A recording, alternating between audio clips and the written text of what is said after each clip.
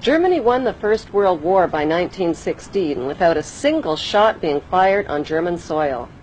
British convoys were blown out of the Atlantic by German subs, the French army mutinied, and the Russian army was defecting.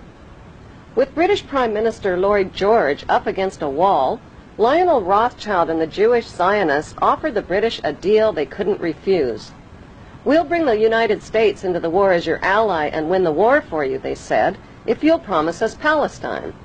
In April of 1917, President Wilson got the green light and declared war on Germany. Because of overwhelming opposition to the war, Wilson invoked the draft and passed the Espionage Act, forcing Americans to fight or be thrown in jail. Billions of U.S. taxpayers' money was delivered to the British war machine, money that was never repaid. In return, the British government wrote the famous Balfour Declaration and addressed it to none other than Lord Lionel Rothschild.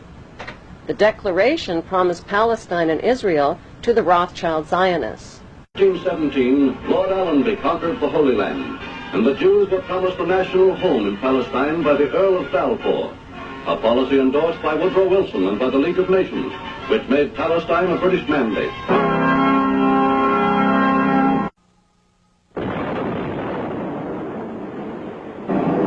With the fall of Nazi Germany, the Rothschilds wasted no time waving their Balfour Declaration at the British government and reminding them of their written promise to give them Palestine. But how could the British promise the Arab land of Palestine to the Jews? In 1917, the British parachuted free opium and hashish to the Turkish troops and stole Palestine from them. One ingenious stratagem was to parachute hashish and opium to the Turkish troops to try to keep their minds off the fighting. Allenby's strategy worked brilliantly. During World War II, the British needed Arab oil and signed an agreement with the Arabs which forbid Jewish immigration into Palestine. Then at the end of the war, the British broke their agreement with the Arabs and allowed the Rothschild Jewish Zionists to smuggle hundreds of thousands of Jews from around the world into Palestine. To win public support, the Rothschilds, who owned Reuters and the Associated Press, bombarded their media empire with images of homeless Jewish Holocaust refugees crowded together in ships off the coast of Palestine. On October 24, 1945, the bankster pirates gave birth to their most powerful weapon of global control, the United Nations. According to plan, the British pulled out of Palestine and gave the land to the Jewish Zionists. These Zionist extremists call themselves God's chosen race of people and believe they have a God-given right to the land of the Palestinians. It is important to know that the land now called Israel was originally called Canaan in ancient times. Canaan was populated by the Canaanite people, who were the ancestors of today's Palestinians imprisoned in refugee camps in Israel.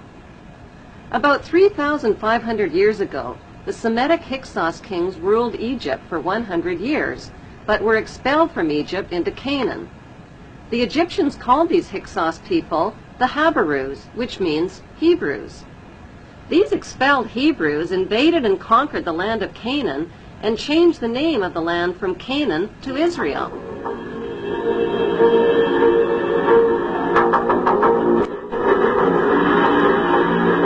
In 135 AD, the name was once again changed to Palestine after the Romans conquered the land. In 1948, the bankster-controlled United Nations officially turned Palestine into the Zionist state of Israel. To deal with the millions of Palestinian residents, the Israeli Jews massacred and drove them from their villages and homeland.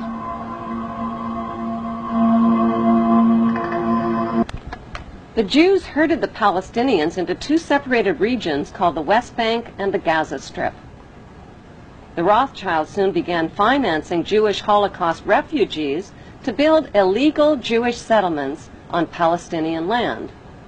These illegal Jewish settlements set the stage for Israel's Prime Minister Ariel Sharon's reign of terror against Palestinians who dared to defend what was left of their stolen homeland.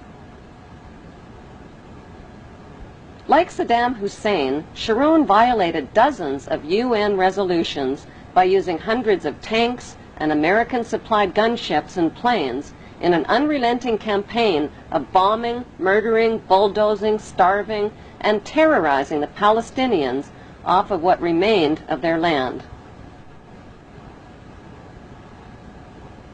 In violation of international law, Israel also secretly developed over 100 nuclear weapons of mass destruction capable of vaporizing the entire Middle East.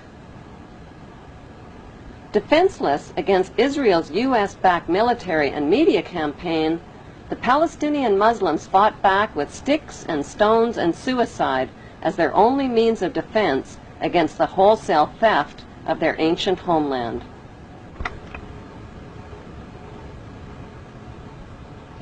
The story of the Bible was written by Hebrew Jews, who tell us that the Hebrew Jews are God's chosen race of people.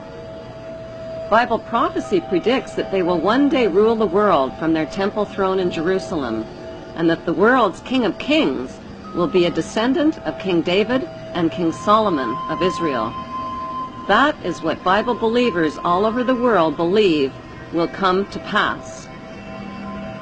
To turn this Bible prophecy into a reality would demand the cooperation of world leaders. It would also mean building a third temple in Jerusalem over the ancient ruins of King Solomon's temple. But there is one giant-sized problem. A sacred Muslim shrine called Dome of the Rock was already built on top of the ruins of Solomon's temple in the 7th century. It still stands majestically today in the heart of Jerusalem, and it would have to be destroyed.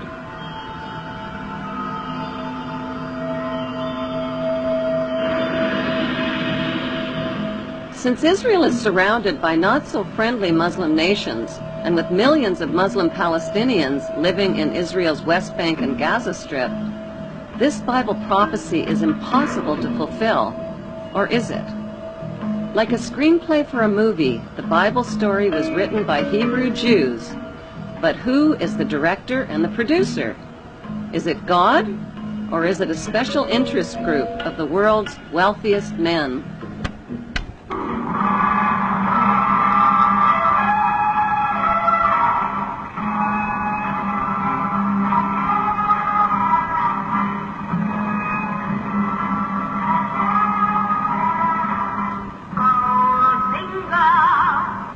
The Rothschilds, whose front companies had helped finance Hitler and the Jewish slave labor camps, had turned Jewish Holocaust victims into victimizers. Imprisoned inside barbed wire refugee camps, the Palestinians began to resemble the victims of Nazi concentration camps. According to author Simon Schama, the Rothschilds own 80% of the land of Israel. Even the flag of Israel flies the hexagram symbol from the Rothschild family's red shield. The hexagram has 6 points, 6 triangles, and 6 sides on the central hexagram. The numbers 666 are associated with the biblical prophecies that predict an apocalyptic Third World War. The Rothschilds bought Reuters in the 1800s. Reuters then bought the Associated Press, which selects and delivers the same news stories to the entire world, day after day. They have controlling interest in 3 major television networks and easily avoid media attention since they own it. Until recently, they owned and operated England's Royal Mint and continue to be the gold agent for the Bank of England, which they also direct.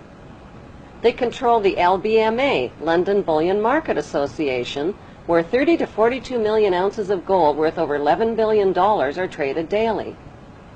The Rothschilds earn millions weekly just on transaction fees alone. They also fix the world price of gold on a daily basis and profit from its ups and downs. Over the centuries, the Rothschilds have amassed trillions of dollars worth of gold bullion in their subterranean vaults and have cornered the world's gold supply. They own controlling interest in the world's largest oil company, Royal Dutch Shell.